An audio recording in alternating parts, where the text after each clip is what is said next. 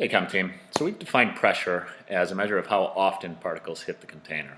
The more times a particle hits the container, the higher pressure the container has.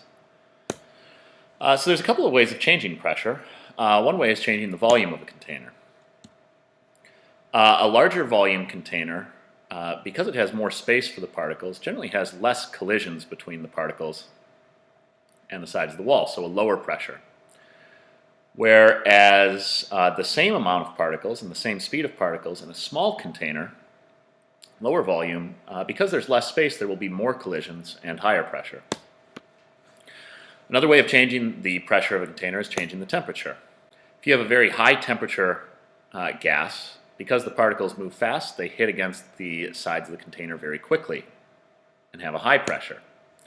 Whereas a lower temperature gas, because the particles move slower, hit the sides of the container less, resulting in a lower pressure.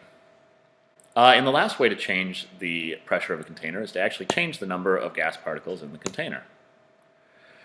If a container has fewer moles of gas inside of it, there will be less collisions and a lower pressure, whereas increasing the amount of particles in a container will result in more collisions and a higher pressure. And these relationships are quantifiable. So for instance, if we were to decrease the volume by a factor of 4, then the pressure would increase by a factor of 4 because the particles are hitting the container 4 times as often. Or if we were to double the number of particles in a container, then the pressure would double as well because there would be twice as many collisions between the particles and the sides of the container. And that's it. At this point, you guys have a couple of practice problems. We'll see you in class tomorrow.